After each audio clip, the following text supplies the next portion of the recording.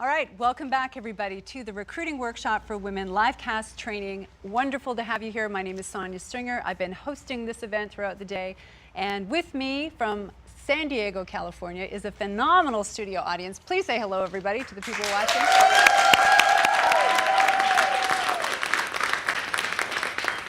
Such troopers. I tell you, we are in the home stretch. We have 2 sessions left, and if you're just joining us, perfect timing. We're about to get into session number 7, and the title of this one is Heart-Centered Sponsoring Skills for Women: How to Lead a 5-Step Recruiting Conversation that Attracts Awesome Leaders.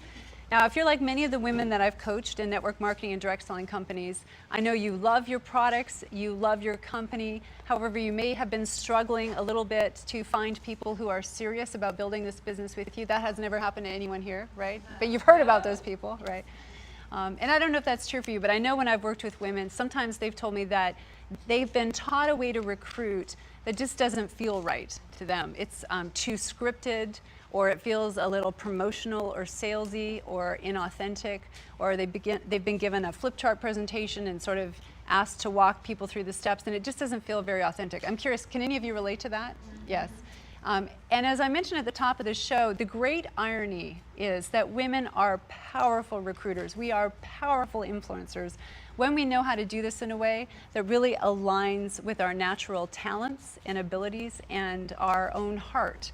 And what I want to share with you next is a very short video, but I want to walk you through a very simple process that anybody can learn and use. And this will allow you to connect with prospects in such an authentic, heartfelt way.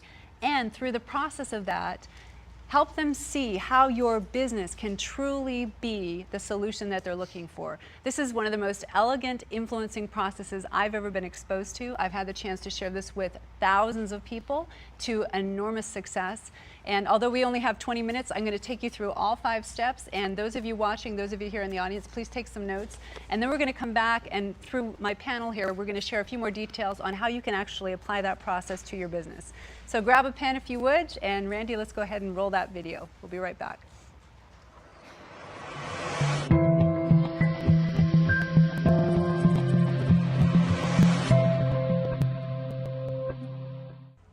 Hi everybody, it's Sonia Stringer, and welcome to all of you watching the Recruiting Workshop for Women Livecast Training.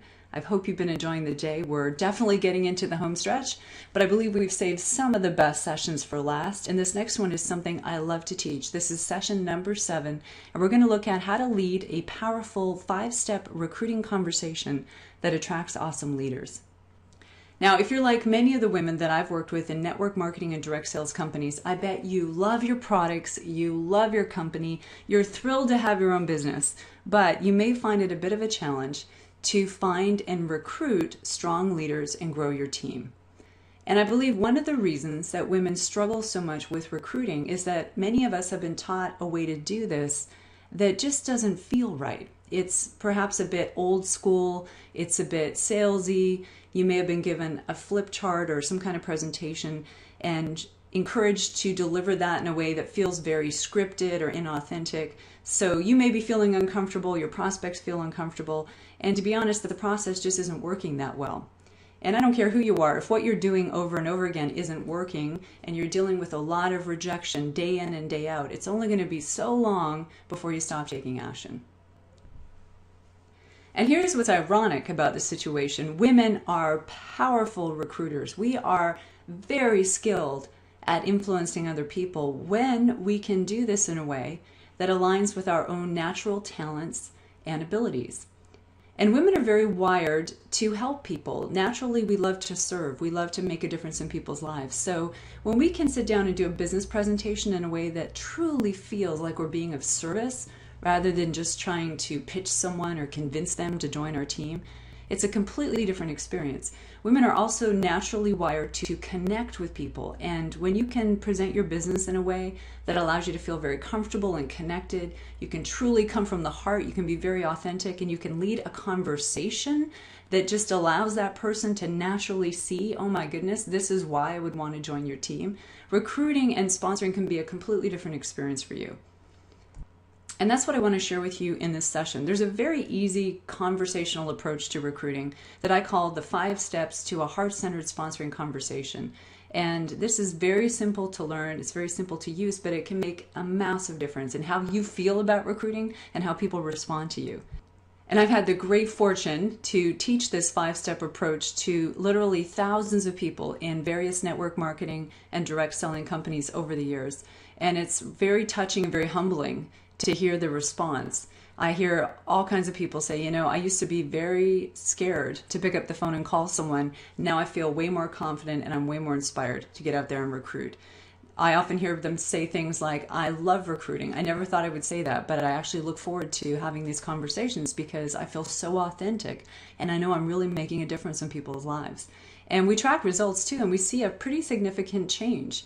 We saw on average people recruiting anywhere from 2 to 6 new leaders a month using this heart-centered approach. So imagine that for a moment. Imagine if over the next 6 months, you could be recruiting on average 4 to 6 new reps every single month. What that would do to your team growth, what that would do to your momentum, what that could do to the volume that you can create and the income that you can create together. And I think honestly the most exciting feedback I've heard about this approach is people report that when they use it, they don't just recruit more leaders into their team, but they actually retain more leaders too. That the recruiting process is so elegant and so effective that when someone joins your team, they are in your team. They are committed and they're in activity and they're in it for the long haul. So I'm really excited to have the opportunity to share this with you. And I know that by using even what we cover in this session today, you're going to feel way more comfortable and authentic when you sit down and do a business presentation. You're going to find it's a lot easier to recruit people. And that's really what I want for you, is to be able to grow your team and do this in a way that's classy, elegant, and highly effective. As a network marketing and direct selling professional, you have such a powerful business opportunity. You have such a powerful opportunity to help transform the lives of other people. And frankly, the reason that more people don't listen to you or don't take you seriously is they have been approached by others in this profession in a way that wasn't very elegant. It was very salesy, it was very old school, very manipulative, and it's turned a lot of people off. So when you can connect with people from the heart, when you can recruit them in a way that's really classy and elegant, you'll not only stand out, you'll not only attract more people to your team, but you'll also help to elevate this entire profession and help it get the kind of positive attention that it really deserves. Okay, so let's get into the specifics of this heart-centered sponsoring conversational approach. Be sure you have something handy to take notes because you're going to want to jot down these exact phrases and ideas as we go. And if you have any questions, go ahead and enter those in the chat box on your screen. As we get towards the end of the session, if we have time, we'll do a little Q&A, and I'll do my best to answer as many of those live as I possibly can. Okay, so as we dive deeper then into this 5 steps to a heart-centered sponsoring conversation approach, I'd like to take a moment to look at not just what works when it comes to recruiting, but also why it works. And I'm someone who's always been fascinated with human behavior and psychology. So I want to take a moment and look at the psychology of influence with you, or the psychology of recruiting. Have you ever wondered, why do some people say yes to your business and others say no? Why do people really join your business? It may not be for the reasons that you think. Now, if you want to be a skilled recruiter or someone who's very skilled at influencing other people, ultimately your job is to be able to inspire people to make decisions and take action. And one of the reasons that people make decisions or take action is for logical reasons. So when you're sitting down with a prospect, if you're sharing your business opportunity with her, she's going to be thinking that through from an intellectual place and asking herself, does this make sense to me?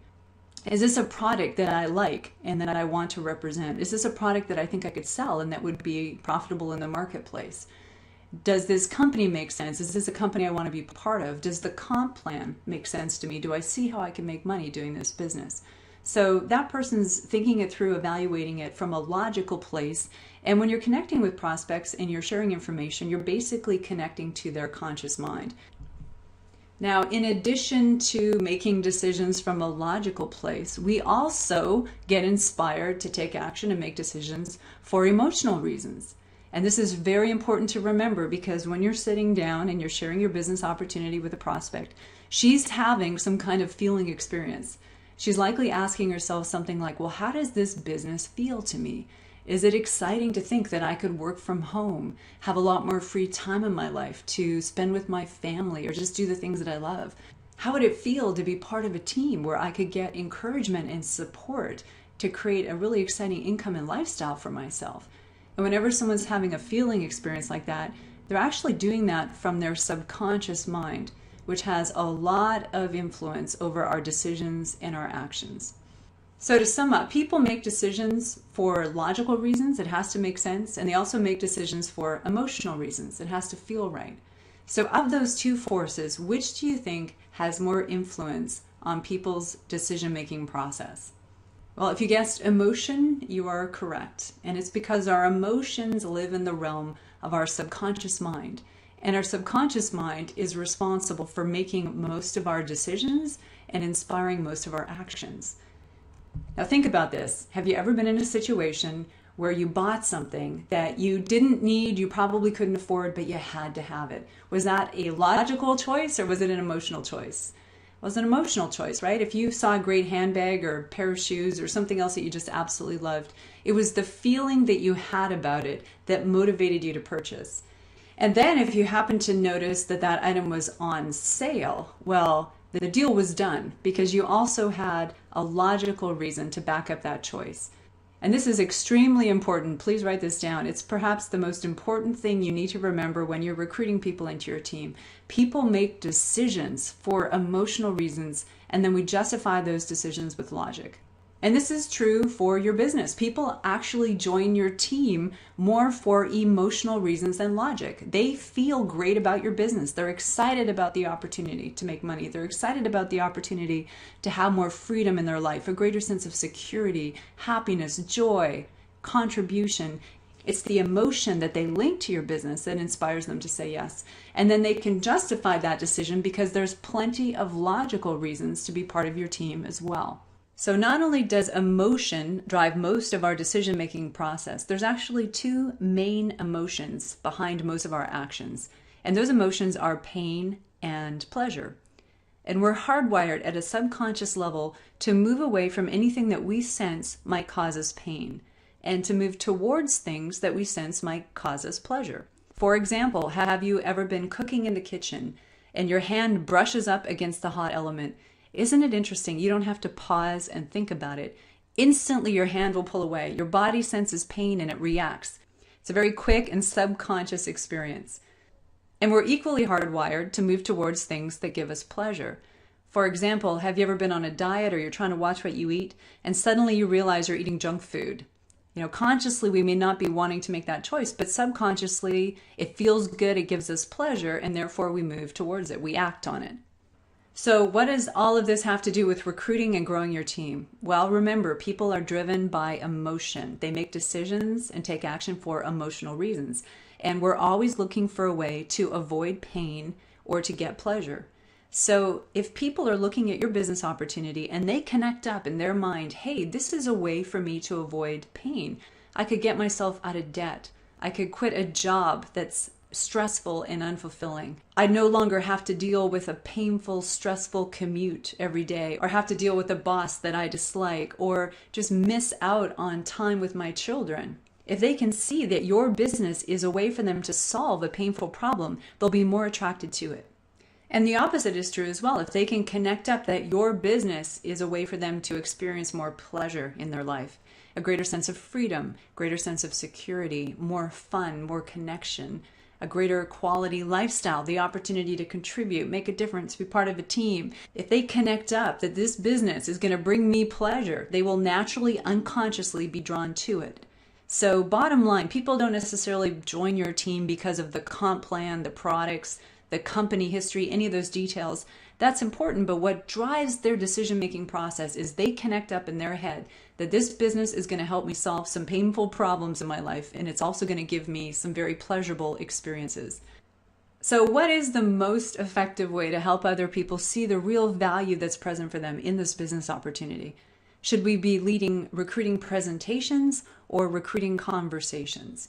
Well, many of you have been taught how to lead a recruiting presentation. And the way I define that is it tends to be one way. It's generally you doing most of the talking. You may be working off of a script or a flip chart presentation of some kind. Without realizing it, you may be a little preachy, telling people, here's why you need to do this business, yada, yada, yada. These kinds of presentations tend to focus a lot on information and detail. We share all kinds of stats and facts about the company and the comp plan and the marketplace, and hope that by doing so, people will connect the dots. They'll start to see this business from the same place that we do. They'll start to see this as a very valuable way for them to make more money and have a greater quality lifestyle. The problem is when you do one of these one-way recruiting presentations, they often come off as more of a pitch or a salesy presentation. People tune you out and they tend to not really see how this business can help them. What is way more effective, especially for women, is to lead a recruiting conversation. And what's wonderful about a conversation is it's a two-way experience. It's both you and the other person engaged in conversation. This generally, especially for women, feels way more authentic and comfortable. It involves you asking questions and listening a lot more than just spieling out a bunch of details about your company. And when you do this effectively, you'll find that you can hear very clearly what people's problems are and what kind of results they're after. So you can be way more effective then at helping people connect the dots and see how this business can truly make a difference for them. So if leading recruiting conversations is the key, particularly for women, to become very effective at recruiting, very effective at growing your team, well, how do we go about leading those conversations? And this is where the 5-step process comes in. So let me take you through these 5 steps. Grab your pen and I'll describe each one in detail, and then we'll look at how you can apply this to your own business. So step 1 of this heart-centered sponsoring approach is known as relating. And relating is truly the art of connecting with another person. For someone to be open to your business opportunity and open to the possibility of partnering with you, they obviously need to like and trust you as a person. So before you dive in and ask a bunch of questions or share details about your business, it's important to connect with people from a heart place, to establish some level of rapport, to make them comfortable, to help them appreciate that what you're sharing with them is coming from a very sincere place and that you have their best interests at heart. When you relate well with others, you put them at ease and they'll naturally relax and be a lot more open to everything else you have to share. Step 2 of this process is known as discovery, and this is where you have the opportunity to ask questions and discover WITT, which is an acronym that stands for What's Important to Them. You want to ask questions and discover what's important to your prospects. What problems are they dealing with that they would love to change? What solutions, what results are they after? What's important to them as a person? What's important to their family? And we want to be sure we're asking these questions from a very sincere and curious place. We're not trying to manipulate people or steer them in a certain direction. We're just being curious, we're asking questions, and we're listening very carefully to their answers. Because if you listen well enough, people will tell you everything you need to know about them in order to truly help and serve them. Step number 3 in this process is known as building a case, and this is where you now have the opportunity to share more information or stress the benefits of your business and help people really appreciate how it works. The key to this step is that we want to be as intentional as we possibly can. Ultimately, we want to be able to connect the dots so that it's obvious to our prospects how this business can change their lives. For example, if you're speaking to a working mom and it's obvious through your conversation that she's unhappy with her work and she'd much rather be home with her kids, then that's what we would want to highlight. We'd want to help her appreciate this business can help you be home with your kids, have a lot more quality time with them, especially during those years when they need you the most, and still make a great income working from home. Or if you're speaking to a prospect who's getting ready to retire, you could help her see that this business could be a way for you to make extra money, retire early, spend a lot more time with your grandkids, and get out there and travel the world. So there's lots of information, there's lots of benefits that you can stress about your business opportunity. The real skill is to make sure that we connect the dots and we highlight what's important to our prospects so that they can see how this business can really help them. The light bulb goes on and it starts to make sense. Step 4 in this process is known as supporting a decision. So up to this point, you've been engaged in an interesting and thoughtful recruiting conversation. You've asked questions, you found out what's important to your prospect. You've been able to show her how this business can certainly be one way that she can solve her problems or get the kind of results that are important to her. And at this point, she's likely curious and interested, but also on the fence. She likely has some questions or some concerns that need to be handled before she's going to be ready to move forward. So in this part of the conversation, you want to get all of that out on the table. You want to know exactly what questions or concerns your prospects have, be able to handle those as effectively and elegantly as you can. And if you do that well, then you ultimately can help people make the decision that's right for them. And that's what we want to do. We're not here to manipulate or push people into a certain direction. If you listen well and you handle those questions or concerns, it becomes a lot more obvious what the right choice is. And then it's a lot easier to move people into this last step, which is all about taking action. So once people have gone through this conversation with you, generally there's a natural next step that makes sense. Some of them may be ready to get signed up and get started in your business. So if that's the case, obviously we want to do that. Some of them may need some more information. They may need to come to a local opportunity meeting where they have a chance to meet other leaders in your company and learn more about the business. Perhaps they want to speak to someone in your upline or review more materials about the business. Whatever it is, there's going to be a natural next step that you want to inspire people to do. And that's really when you know you've done a great job at recruiting. There's some kind of action that takes place at the end of your conversation. That's what we're aiming for. Okay, so grab a pen. I'd like to take you through a very quick quiz or self-assessment to review everything we've covered and help you look at how you can apply this in your business. And I would bet of these 5 steps that we've covered, you are doing most or all of these in some form.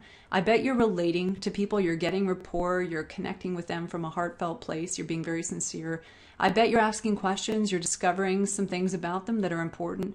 I know for sure you're building a case, you're likely sharing details and information about your business and helping them appreciate how it works.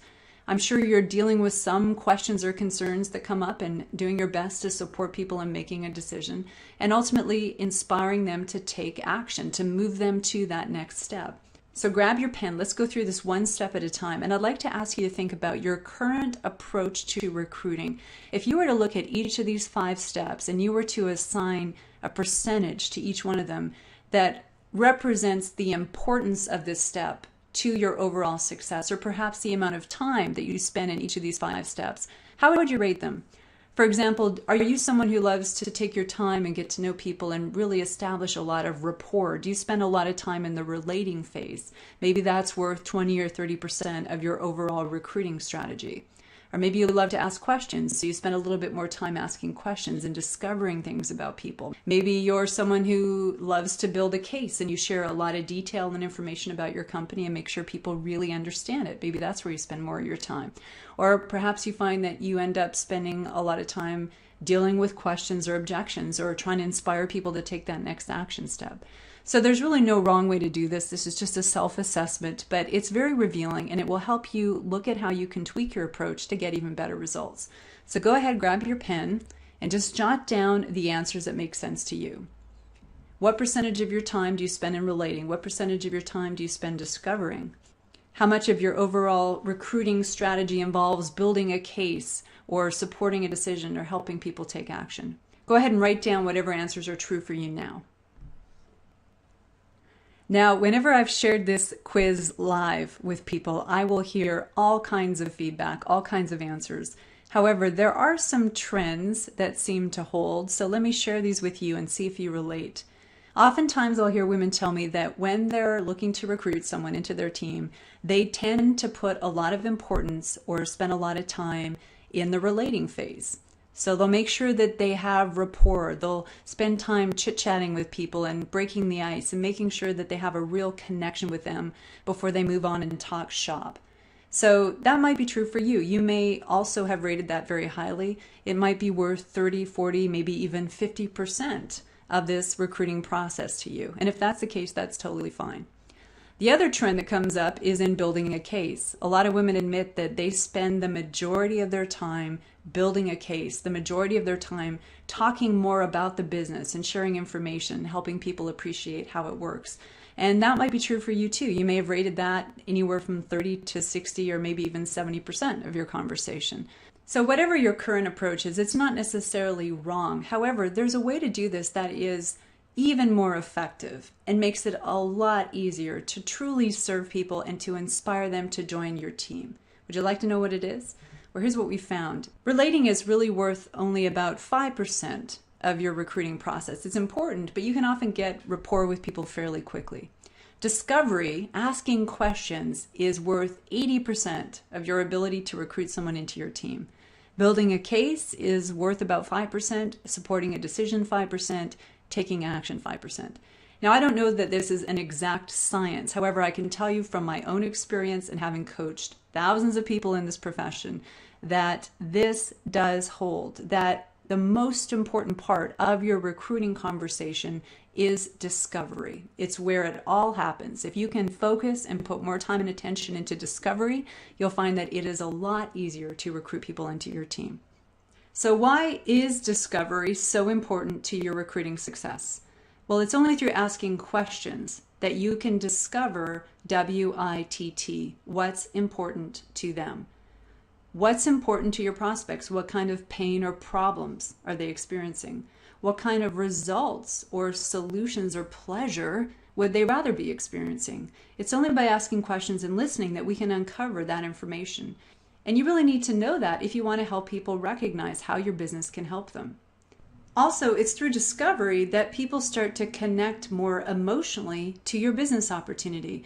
As they're answering those questions, they're feeling the pain of not having enough money or free time. They're feeling the excitement of what it would be like to have a greater sense of security or a higher quality lifestyle. It's a much more emotional experience for them. And remember, people join your team for emotional reasons. Discovery is also important because it's the difference between asking people versus telling them. You could sit down with someone and say, hey, this business would be great for you for these following reasons, but chances are they wouldn't hear you or they would question your intentions. However, if you ask questions that help them discover those answers on their own, they're much more likely to believe it. And ultimately, discovery is about integrity. I believe it's only by asking questions and getting to truly know people and understand them that we can make a very sincere and heartfelt recommendation about this business opportunity. So we need to wrap it up, but I hope you found this information helpful. I hope you are feeling more inspired about getting out and recruiting people. And I encourage you, take these ideas and go test them out in your own business. Rather than give just a one-sided recruiting presentation, I encourage you to engage people in conversation. Ask more discovery questions, listen carefully to what they share with you, and then do your best to connect the dots so that it's really obvious to them why they should take part in this business with you. And if you love this approach, if it resonates with you and you'd like to learn more, then I'd love to invite you to join me in the Heart-Centered Sponsoring Skills coaching program that's coming up in March. You've heard us mention this several times throughout the day. It's part of our special Women of Influence offer. And through this program, you will have an opportunity to learn all 5 steps of this recruiting conversation approach in detail. I'll take you by the hand. I'll walk you through every step. You will become a master at asking discovery questions and know how to lead conversations that are very comfortable, authentic, and highly effective at attracting strong leaders into your team. And I would love to have the opportunity to support you with that, to help you grow your team and income in the next few months, and ultimately do this in such a classy way that it changes people's perceptions about this profession. As we mentioned before, it's not your business. It's the way in which people have been sharing it that has turned so many people off over the years. You have such an incredible opportunity, and I know by mastering these skills and sharing this in a professional and classy way, you will attract people into your team that previously wouldn't have thought about being involved in a network marketing or direct sales company. So I would love to support you with that. And I just want to emphasize, this is the last time I will be offering this program, so I hope it works for you to join me. All right, let's go back to our panel and hear the last details about this sponsoring approach.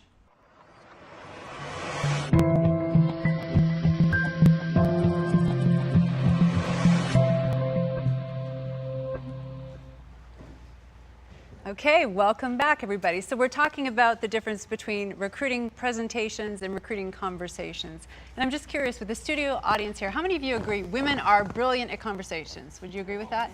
Yes. And that approach that we just went through, those 5 steps, were you surprised at all about discovery being so important? Not for some of you, others maybe, yeah? So really, it's the art of asking questions. You've heard that through several panels today, and I want to reiterate something that Richard Brooks said earlier. We're not asking questions with an agenda. Like, I'm going to ask this question and steer over here and then, sign her up in my business. I mean, when we come from a very sincere place and are curious, like Richard mentioned, people feel that. I mean, you've all felt that, right? And when you show up as someone who's genuinely interested in the other person, and you can have a conversation that allows them to share about themselves and share what they're up to and what's problematic in their life and what's hopeful and exciting, and you can listen from that place of truly wanting to serve that person. That's the magic piece. Do you all get that? It's not about selling in terms of trying to reach a certain point. It's about service and really listening from that place of, do I have something here that could help this person? And as women, when we can do that through conversation, it's very natural, it's easy. Recruiting is no longer scary, it's actually fun. I've had people, like I said, go through my program and learn this and say they absolutely love recruiting, whereas before they could never pick up the phone and call anybody. So I encourage you to take those ideas and test them out in your own business. And then I wanted to have my lovely panel here share a little bit more, because you are all masters at this. Whether you are conscious of it in this forum or a different forum, I know you're all really brilliant at engaging people in conversation. So maybe we can start with Jackie over here. Would you just share how you do lead a conversation, what kind of questions you might ask, or how you are able to show up and support someone in being so transparent with you? Well, it's actually my favorite part. So we've talked earlier in the earlier sessions about what you say to people to get them interested or to get them to the point of interest. Yes. So I want to give an example of how I talk to people after they've seen my business or my opportunity. Yeah. That is where all the magic happens. It truly does. Because you not only find out about them, they find out about you. They discover that you are a good listener. They discover that you're actually interested. They have someone listening to them. Most people in this day and age, they do not listen. Most people are not heard. So just to be quiet and listen and say, wow, that's interesting. Tell me more. And I had to train myself to be a good listener.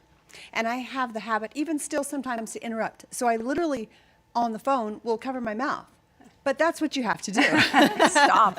No one can see me. But what I do is I take notes while I'm talking to someone, while they're talking to me, actually. I listen, again, I listen between the lines. I listen to their voice. I listen to their emotion. I take notes and then I'll circle it or star it because I'm going to come back to that.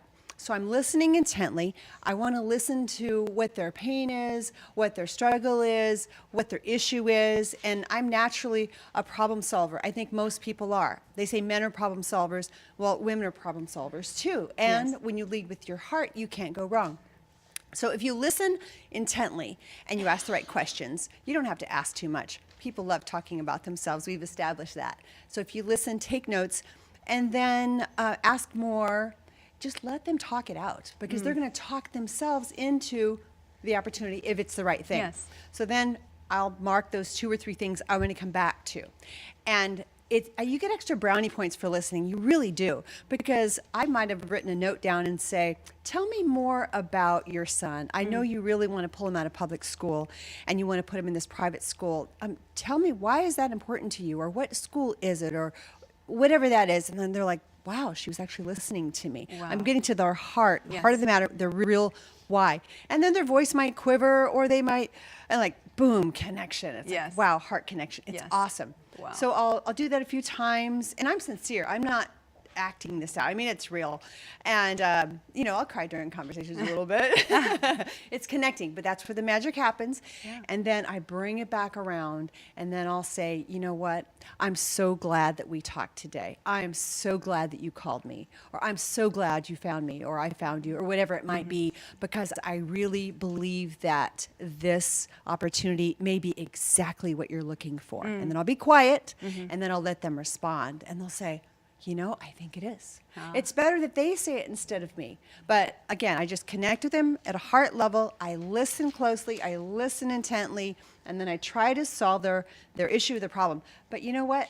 I've had occasions where my company, my product, whatever, is not the answer. And I'll actually steer them to something else. Brilliant. Thank you for saying that. That is something I highly recommend, because it is only when you're able to do that that you can truly sit in front of someone from a completely honest and integrous place and just know for yourself that you will only ever recruit that person if you are certain that you can help them, or that they at least see the opportunity the way you do. Would you agree?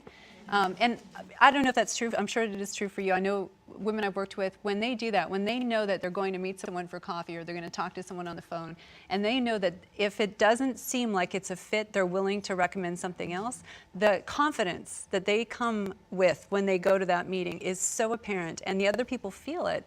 And it really does allow you to just, let down your agenda and just connect with people in a way that's so real.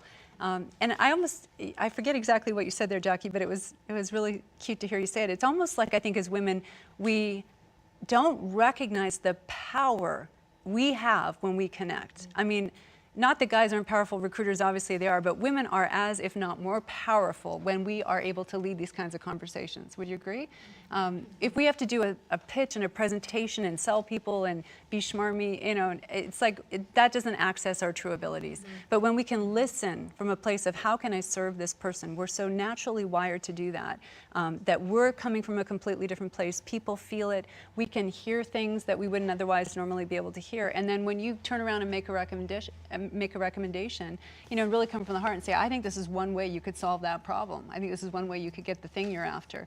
The sincerity of that is what will impact the person to whom you're speaking. So thank you for sharing. I mean, that's such a great example of how simple this can be, yet how profound. And that you're able to recommend even another course of action if necessary speaks a lot about why you're such a successful leader. You've attracted the right people to your team. How about Heidi? Do you want to share us a little bit too? Because I know you're a great question asker, and I remember when we were speaking, you talked about even qualifying prospects. Would you speak to that? I think that's really important too. I love what you said about not having an agenda. Yeah. Because I think that, and probably a lot of people listening, if you go in with an agenda, you don't listen in the same way. Yes. And so when we were speaking, the qualifying for me is just asking a lot of questions. It's about their life, it's about their family, it's about their time. And there have been quite a few times in speaking with women that I'm like, this is probably not the right time for you because they are just so stressed on every single piece. But when you really engage with them and ask about what's going on with their family, and, I've had women share, we're getting my son tested right now. We think he might have special needs. And really probing and taking that deeper and asking what's going on in their life, it allows you to get a sense of where they are, and then you can lead them based on what they need. And I find when you ask questions, especially for me, it's mainly women. So when you're asking questions about their career and what they love in that and what they're struggling with in that, it just gives you a tremendous understanding of them as a person. And for me, the qualifying piece is that we as leaders invest so much energy and time and just so much of ourselves in people that I want to make sure that someone's at the right place in their life to take advantage of it. Right. Because I would rather work with them a year from now or 6 years from now or never. Right. Honestly, if it's really not a good fit for them. Right. Yeah, that's such a powerful place to come from because what you have is life-changing and it does require commitment and time and energy. So to be sure it's really the right time for the person is key. I remember you shared with me too, don't you ask a question that helps you appreciate what they're expecting from a home-based business? Would you share that as well? Yeah. Yeah, I think it's interesting. I think Richard kind of said something about this, but people have very, very different ideas about what a home-based business is. Yes. And sometimes I think that they think it's not work or, I'm going to do this, and I'm going to do it, 2 hours a day, and I'm going to make my 6-figure income. Right. And so asking them questions about... That's not going to happen. Yeah, right. Sorry. Asking them questions about what they expect and what are they hoping to accomplish and the amount of time that they're hoping to accomplish it in to really set a realistic expectation for them of what it will take to achieve that goal. Great. So that you can lay it out for them. Brilliant. Brilliant qualifying question. And again, to come from that place of strength that you don't have to recruit everybody. It's better to make sure it's a real fit for the person. It's the right time. Obviously, you know how much time and energy you invest in people. So to come from that place of trusting that if it isn't now or it isn't this one, that the rest will be there, which I think you all exemplify so well. How about Lauren? I know you're back in recruiting mode again recently, and you've been having a lot of conversations. And Are there any particular questions that you ask that you find really help you understand if this is a good fit, or how you can help someone, even how you can help connect the dots in terms of what you offer? Yeah, I agree that this is the most crucial part, the presenting, the conversation versus presenting, and it's the discovery part is a skill that we can get better at, but when we do, it's actually the most fun because we're just ourselves, and it's really easy. And so I just am very direct. Romy and I were talking about that earlier, is that people aren't direct enough. Just be direct and ask questions. One of the two top questions I love to ask is, what do you know about what do you know about my product or service? What do you know about my company? What do you know? So that's very efficient because that tells you what they know, and it also gives you an opportunity to see how they feel, and when they, whether they're positive, whether they're analytical, they've studied everything, they know the all the science, or they know the analytics, and or what do you know about the industry? And that same question, there's so many different answers that you get, but when you ask somebody, what do you know about this industry? You know immediately whether they're positive, or and then the discovery process is, well, tell me more about that. Really? And so many times you'll find that it's a positive experience. And so the whole, I think what that video was amazing because it really shows that a lot of people think the rapport is the most important, and it is important to have that first good impression, but the second, that discovery is where the relationship is built. Yes. And it's where the depth of that relationship is built. And it's not just the relationship with you and your prospect, it's really the relationship with that prospect and their prospects, or the potential prospects that they have, and the relationship that prospect might have with somebody on your team, in your sponsorship team. And it's bringing all of that together. So when you're in that discovery mode and you're really listening, and you connect, and people feel you, and it's just real, it's authentic, and then you can be that solution, and you can honestly say, well, I've got something that can help you. I've got something that can help with that, and you know that. And a lot of it too, if whether you do it on the phone, maybe a three-way call, it's the same thing. A three-way call, it's the same thing. It's a conversation back and forth. You don't want to get on a call and just start, talking and talking. 15 minutes into the call, you're still talking. It's a conversation, and it's the same discovery process, and it's so powerful. But when you're one-on-one with somebody, which to me is the most powerful way, and I think it's 80% of our industry is built with one-on-one, person-to-person meetings. And what's awesome about that is, like, we can look in each other's eyes and we can feel the sincerity of how we feel about each other, or this just the honesty and that human connection, and it's really powerful. Sure. People buy you as much as the business opportunity. Would you agree? I mean, they're partnering with you as a person, and the business obviously is the vehicle, but if they don't truly trust and like you and expect that you're going to help them develop this business in a way that works. Yeah, and Richard Brooks' presentation was so spot on, because it's a process. We have a conversation, and that's one conversation. Yeah. And it may be the last conversation, but there may be the second and the third. There might be a conversation that happens 6 months later, but that person is always going to remember how you made them feel. Yes. Yes. And if you just come from a place of service and authenticity, you can never, ever go wrong. And it's fun, and it's easier. And the worst thing that can happen is you make a few friends. It's the worst that could happen. Great. And Michelle, how about you? I know you've used, I think we have a slide actually, Randy, on that, a one-sheeter that you sometimes use to introduce the business and get the conversation going. And I know you are brilliant at conversation, so any tips you'd want to share on how you've approached prospects this way? Well, I love this discovery process, and I use it, I think it's a way, as you said, you build trust, because suddenly they have this feeling of, oh, you care about me, you're really interested in me. And so the one-sheeter, I don't know if it's up there or not, but There it is. There you go. Okay, great. Well, we created something to open up conversation, and anybody, you can do this with any business because it really just kind of pulls all of our benefits, like you said, the juicy benefits, Yes. together versus the features. Yes. So it just pulls it together. And as I'm talking to people and I'm getting ready to actually, in our case, show a video, I really want them engaged in what I'm going to show them. I don't want it to just sort of roll by them.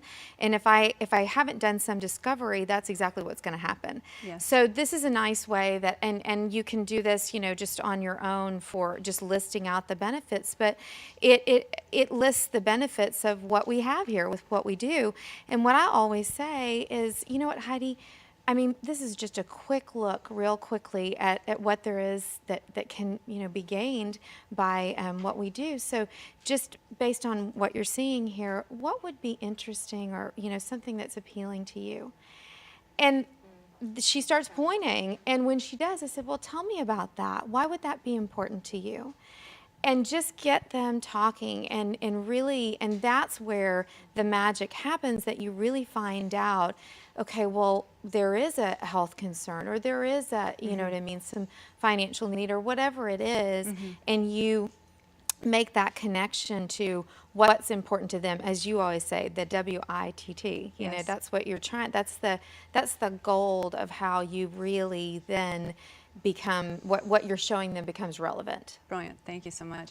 Well, and I want to point that out too. Obviously, you've got great company tools that you want to continue to use. So this isn't about replacing a flip chart presentation or replacing a company tool.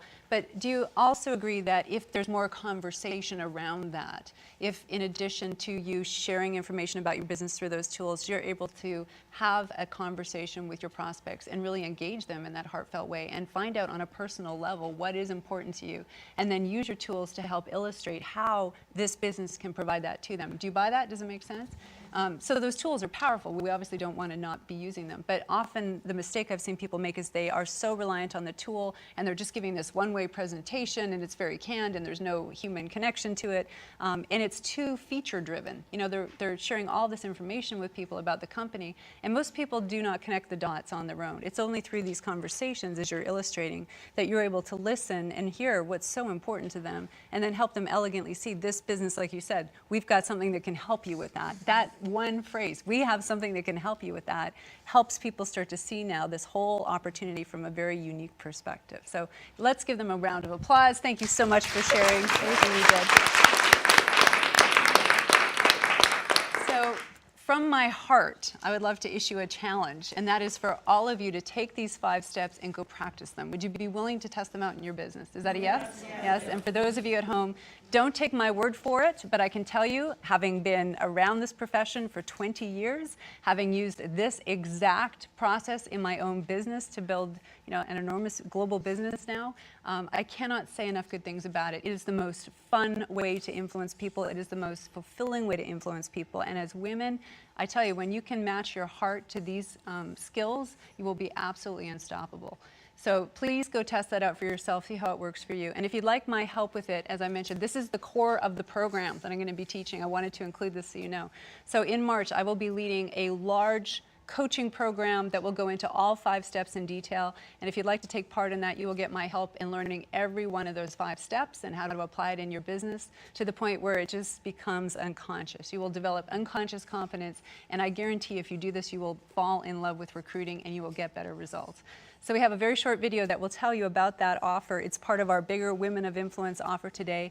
In addition to that program, we also are giving away tickets to my Believe conference, which is happening in September. I'm very excited. Many of the gals that you see here will be participating in that, so you'll have a chance to join us live for 3 days. We also have some other bonuses too. So I'm going to let that video play. As I mentioned, why I'm so excited about this offer and why we put it together, not only to thank you for being here, but I'm donating a large portion of the profits of that towards Women United for Change. So just by investing in that program and investing in yourself and your business, you will automatically be changing the life of a woman in a developing country through the WE program. So we're going to cut to that video. We're going to come right back at the last session you don't want to miss. It is on handling objections and follow-up. Most important session of the day. So Randy, let's roll that tape. We'll be back in a moment with the rest of the program.